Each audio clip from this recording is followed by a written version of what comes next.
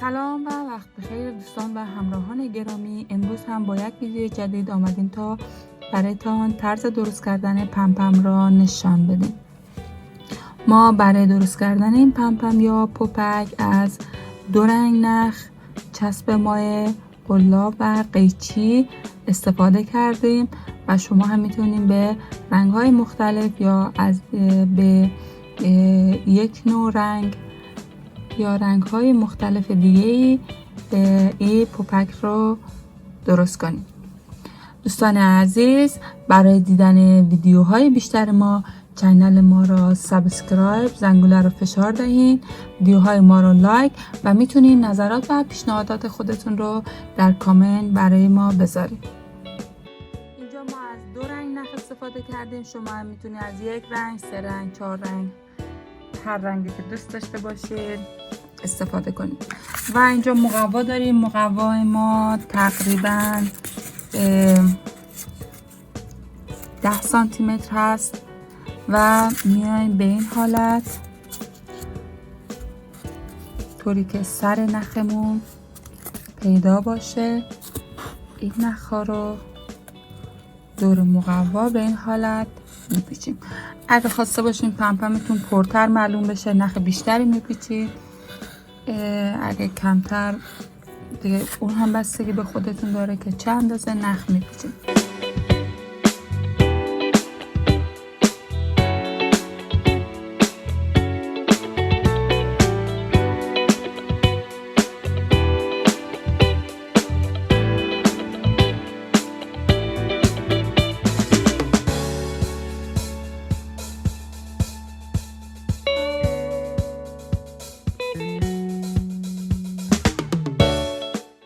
به این حالت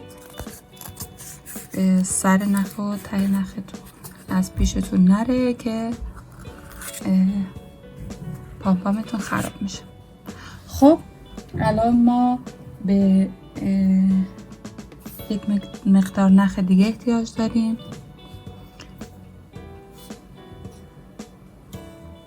تقریبا به این اندازه نخ سفید یا هر رنگ دیگر رو آماده نگه می‌داریم و این نخ دیگر هم دولا می‌کنیم.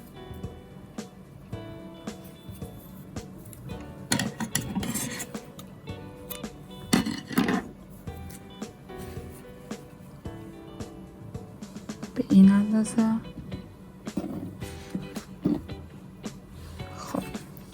الان ما با استفاده از قلاب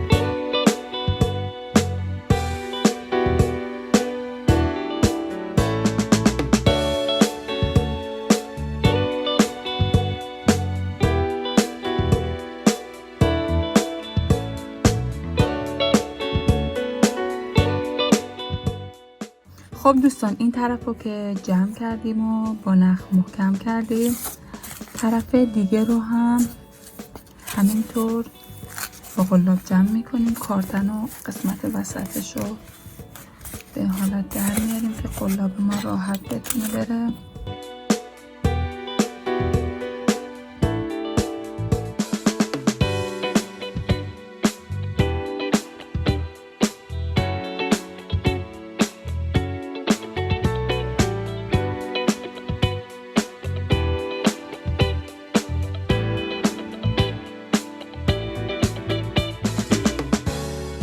وقتی که بستیم ما در این قسمت یک مقدار چسب میزنیم.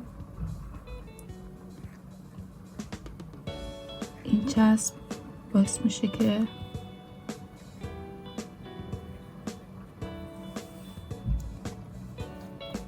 نخها از هم دیگه جدا نشن و دوباره یک گره دیگه میزنیم.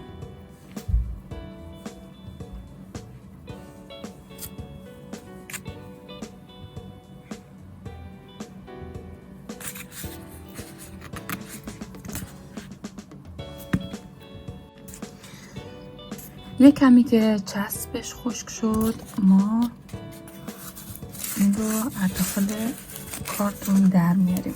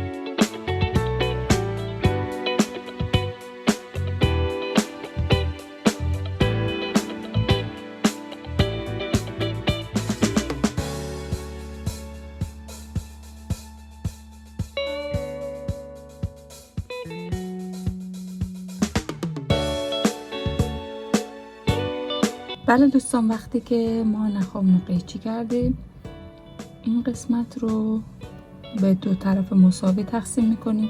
یعنی طوری قسمت رو قیچی میزنیم که این قسمت به حالت پایین و این قسمت به حالت بالا شیب دار باشه تا قسمت نصف، و این طرف رو هم همینطور طوری قیچی میزنیم که اینا قسمت پایین تر و این وسط قسمت بالاتر قرار داشته باشه.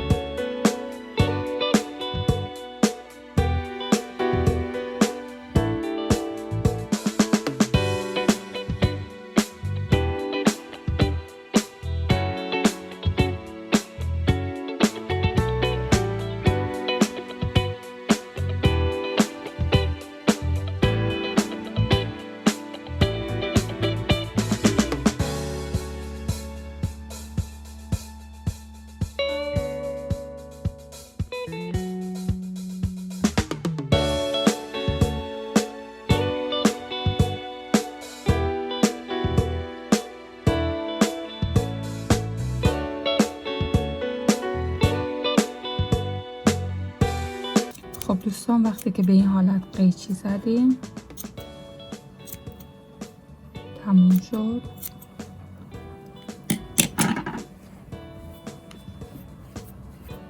به این حالت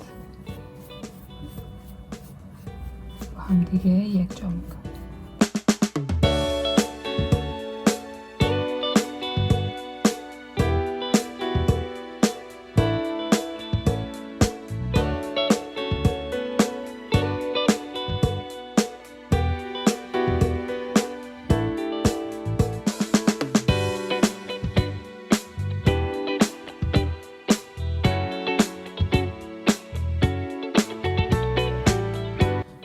خب دوستان عزیز، درست کردن پم پم ما هم تموم شد.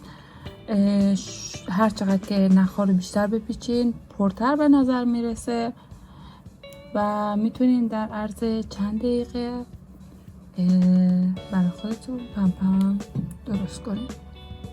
خب دوستان عزیز، تشکر از اینکه تا این لحظه ویدیو با ما همراه بودین. دوستان عزیز، کانال ما رو سابسکرایب، زنگوله رو فشار دهید، ویدیوهای ما رو لایک و میتونین نظرات و پیشنهادات خودتون رو در کامنت برای ما بذارین. وقت شما خوش.